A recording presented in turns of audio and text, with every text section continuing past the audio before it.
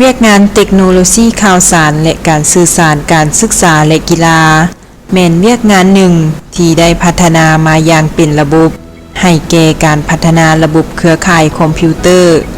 และพัฒนาบุคลากรเฉพาะด้านของศูนย์ประจำแต่ละแขวงและนครหลวงเวียงจันทน์เพื่อบริหารคุ้มครองศูนย์อุปกรณ์และระบบ ICT ทั้งหมดพร้อมทางสอนวิชา ICT ตามหลักสูตรที่มัธยมบางออกฝึกอบรมครูพนักงานของภาคส่วนแขนงการศึกษาเกี่ยวกับการนำใช้ ICT และบริการวิชาการด้าน ICT ครบวงจรให้แก่สังคม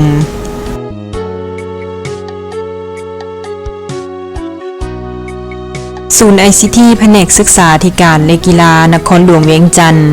ได้เปิดพิธีเป็นทางการทั่วประเทศในวันที่ 6 ธันวาคม ปี 2013 ศูนย์ ICT เป็นกงจักรวิชาการเท่ากับแขนงหนึ่งอยู่ในโครงประกอบการจัดตั้งที่ขึ้นกับแผนกศึกษาธิการและกีฬานครหลวงเวียงจันทน์มีภาระบทบาทเป็นเสนาธิการให้แก่หัวหน้าแผนกศึกษาธิการและกีฬานครหลวงเวียงจันทน์ในการคุ้มครองพัฒนาและส่งเสริมเวียกงานเทคโนโลยีข่าวสารและการสื่อสารการศึกษาและกีฬาของนครหลวงเวียงจันทน์ศูนย์ ICT มี1อาคาร3ชั้นซึ่งประกอบมีห้องเซิร์ฟเวอร์ห้องประชุมภายในห้องคอมพิวเตอร์ห้องรับใช้การเรียนห้องทดลองเคมีศาสตร์ห้องทดลองชีวศาสตร์ห้องทดลองฟิสิกส์ศาสตร์ห้องเรียนภาษาและห้องสมุดอิเล็กทรอนิกส์พนักงานทั้งหมดภายในศูนย์มี13คนหญิง10คนในนั้นประกอบมี4หน่วยงานคือ 1. หน่วยงานบริหาร 2. หน่วยงานเครือข่ายและบำรุงรักษา 3. หน่วยงานคุ้มครองการศึกษาและกีฬาแบบอิเล็กทรอนิกส์ 4. หน่วยงานพัฒนาและคุ้มครองการเรียนการสอนแบบอิเล็กทรอนิกส์หน้าที่ของหน่วยงานบริหารสั่งรวมเสนอแผนและประเมินผลการจัดตั้งปฏิบัติแผนพัฒนาทุกเวียกงานของศูนย์ปฏิบัติหน้าที่เป็นเลขานุการและเวียกงานพิธีการของศูนย์คุ้มครองเอกสารวัสดุและอุปกรณ์ของศูนย์สรุปรายงานการจัดตั้งปฏิบัติเวียกงานของศูนย์หน้าที่ของหน่วยงานคุ้มครองเครือข่ายและบำรุงรักษาพัฒนาคุ้มครองระบบเครือข่ายและระบบเซิร์ฟเวอร์บำรุงรักษาซ่อมแปลงและแก้ไขปัญหาต่างๆในระบบเครือข่ายประสานสมทบกับภาคส่วนที่เกี่ยวข้องในใส่เพื่อพัฒนาระบบเครือข่าย ICT ของแผนกการศึกษาและกีฬาหน้าที่ของหน่วยงานคุ้มครองการศึกษาและกีฬาแบบอิเล็กทรอนิกส์ค้นคว้าพัฒนาและคุ้มครองทางด้านเทคนิคระบบฐานข้อมูลต่างๆเพื่อรับใช้เวียกงานคุ้มครองบริหารการศึกษาและกีฬาเผยแพร่ข้อมูลข่าวสารและการนำใช้ ICT เข้าในการศึกษาและกีฬาออกแบบและพัฒนาระบบข้อมูลข่าวสารพัฒนาและคุ้มครองเว็บไซต์ประตูฐานข้อมูลของแขนงการศึกษาคุ้มครองระบบฐานข้อมูลบุคลากรของแขนงการศึกษาหน่วยงานพัฒนาและคุ้มครองระบบการเรียนการสอนแบบอิเล็กทรอนิกส์พัฒนาและคุ้มครองระบบการเรียนการสอนการฝึกอบรมแบบอิเล็กทรอนิกส์โดยผ่านระบบเครือข่ายของแขนงการศึกษาและกีฬาคุ้มครองให้บริการระบบประชุมทางไกลเพื่อรับใช้เวียกงานคุ้มครองบริหารการศึกษาและกีฬาประสานสมทบกับภาคส่วนที่เกี่ยวข้องเพื่อผลิตเนื้อในสำหรับการศึกษาทางใกล้และทางไกลจะตั้งปฏิบัติการฝึกอบรมการนำใช้ ICT ให้แก่ครูอาจารย์พนักงานนักเรียนนักศึกษาทั่วแขนงการหน่วยงาน e-learning ได้เริ่มการเคลื่อนไหวตั้งแต่วันที่1 เมษายน ปี 2014 โดยเริ่มทดลองการเรียนการสอนผ่านวิดีโอคอนเฟอเรนซ์2 แขวงคือแขวงหลวงพระบางและแขวงจำปาสักซึ่งมี3วิชา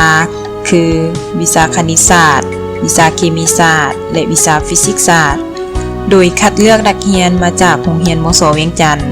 ตามมาตรฐานของกรมมัธยมกระทรวงศึกษาธิการและกีฬาวางออกในศุกร์เรียน 2014-2015 ได้จัดตั้งการเรียนการสอนผ่านวิดีโอคอนเฟอเรนซ์จากศูนย์ ICT แผนกศึกษาธิการและกีฬานครหลวงเวียงจันทน์ไปหา7แขวงปลายทางคือแขวงบริคำไซคำมวน สวรรณเขต จำปาสัก เวียงจันทน์หลวงพระบางและแขวงสยบุรีวิชาที่สอนผ่านวิดีโอคอนเฟอเรนซ์มี6วิชาคือวิชาคณิตศาสตร์ เคมีศาสตร์ ฟิสิกส์ศาสตร์ ชีวศาสตร์ ภาษาอังกฤษ และวิชา ICT ตัวตั้งหนานี้จานเขียนออกมาเนาะตัวนี้เป็นอันเดียวกันเด้อ f x เท่ากับ a นี่หักษาไว้คือเก่าแต่ว่าตัวนี้เป็นเอกผลแล้วนี่ x บวกให้ b ส่วนให้ 2a คือกำลัง2จะเท่ากันกับตัวตั้งเทิงนี้อันเดียวกันเด้อตัวนี้กับตัวนี้นี่อาจารย์แยกเป็นกำลัง2แบบนี้จากอลูมิเนียมลูกอลูมิเนียมเลขลำดับที่13มวลสารอลูมิเนียมแมนซาว7ปล่อยเม็ดอัลฟาออกหรือเอิ้นว่าแมนปล่อยเดี๋ยวนี้ยิงรังสีอัลฟาใส่เนาะอันนี้แมนอนุภาคที่ยิงใส่ลูกก็เอิ้นว่าคันอยู่เบื้องท่าเกี่ยวกับรูปมาไข่หลังเนาะเบิ่งรูปมาไข่หลังอันนั้นตัวนี้ก่อนบ่มาไข่หลังมันจะอยู่2เบื้องมาไข่หลังถ้าเฮาเบิ่งนำกันเนาะตัวใดบ่เข้าใจแล้วถามเติมเด้อมันจะอยู่2เบื้องรูปร่างของมาไข่หลังนี่มันเป็นลักษณะแบบใดสังเกตเบิ่งง่ายๆก่อนเนาะแล้วอันนี้นี่มันก็จะพาความแห้งหดยืดอันนี้คือการเอาลอซอไปห้อยไว้อันนี้เขาไปห้อยไว้ได้แล้วเอาโทรไปก่อเสร็จเอาสมมุติเอาลอซอมาตั้งไว้สมมุตินี่นะแล้วเอามือเน้นลงไปในลอซอหดเข้าลอซอ pronunciation together ฝึกการออกเสียงพร้อมกันเนาะ malaria next careful sweat washเขาเปิดขึ้นมาแล้วเขาเห็นหน้าต่างของโปรแกรมเนาะแล้วเขาสิไปสร้างฐานข้อมูลบ่แม่นว่าเขาเปิดขึ้นมาปุ๊บแล้วแม่นเขาสิได้ไฟล์ฐานข้อมูลเลยเนาะบ่แม่นเนาะเปิดขึ้นมาปุ๊บอันที่1ก่อนเขาสิไปกำหนดเขามาเลือกนิ้วก่อนเนาะนิ้วแล้วมาเลือกตัวอันที่2มาเลือกแบงค์ดัตต้าเบสก็คือเลือกรูปแบบของฐานข้อมูลเป่า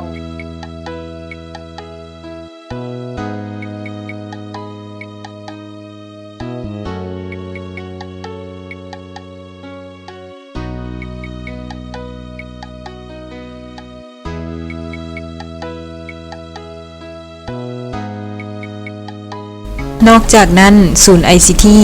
ยังได้รับใช้สังคมและอำนวยความสะดวกด้านสถานที่พร้อมทางอุปกรณ์ IT ให้กับภาคส่วนต่างๆในการจัดฝึกอบรมเช่นจัดการฝึกอบรมการเรียนการสอนผ่านระบบวิดีโอคอนเฟอเรนซ์และการสร้างสื่อการเรียนการสอนโดยแม่นครูฝึกจากสสเกาหลีเป็นผู้ฝึกให้จัดการฝึกอบรมการนำใช้โปรแกรม LibreOffice ของกระทรวงไปรษณีย์โทรคมนาคมให้ครูอาจารย์และน้องๆนักเรียนบริษัท IIG ลาวจัดการสอบสิ่งวัดระดับความรู้ด้านภาษาอังกฤษและการสอบสิ่ง Microsoft Office เพื่อคัดเลือกเอาตัวแทนของนักเรียนไปแข่งขันระดับสากลกระทรวงศึกษาธิการและกีฬาได้จัดฝึกอบรมและมอบอุปกรณ์การใช้พลังงานแสงตะวันให้โรงเรียนที่ห่างไกลจัดฝึกอบรมการนำใช้คอมพิวเตอร์และอินเทอร์เน็ตขั้นพื้นฐานให้ครูสอนมัธยมศึกษาตอนปลายภายใน4ตัวเมืองในจัดสัมมนาแลกเปลี่ยนบทเรียนระหว่างพนักงานครูภายในศูนย์ฝึกอบรมการนำใช้ปึ้มแบบเรียนและปึ้มคู่มือขั้นม.5 และม.6 ซึ่งมีต่างหน้าครูอาจารย์จากโรงเรียนมัธยมศึกษาตอนปลายทั่วนครหลวงเข้าร่วม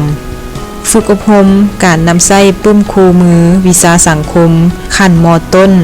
มีต่างหน้าครูอาจารย์จากโรงเรียนมัธยมศึกษาตอนต้นทั่วนครหลวงเข้าร่วมจัดฝึกอบรมการนำใช้ปึ้มทะเบียนแบบอิเล็กทรอนิกส์ให้โรงเรียนมัธยมศึกษาขั้นม.4 และม.7 ทั่วนครหลวงเวียงจันทน์ต้อนรับขบวนชาวหนุ่มญี่ปุ่นที่มาแลกเปลี่ยนวัฒนธรรมกับชาวหนุ่มลาวของโรงเรียนมัธยมศึกษาสมบูรณ์เวียงจันทน์ จัดการสอบสิ่งนักเรียนเก่งเว้าภาษาอังกฤษบำรุงนักเรียนเก่งวิชาคณิตศาสตร์วิชาฟิสิกส์ศาสตร์วิชาเคมีศาสตร์และวิชาภาษาลาววรรณคดีและยังได้จัดการเผยแพร่การนำใช้สื่อสังคมออนไลน์ให้สาวหนุ่มของโรงเรียนมัธยมศึกษาสมบูรณ์เวียงจันทน์อีกด้วย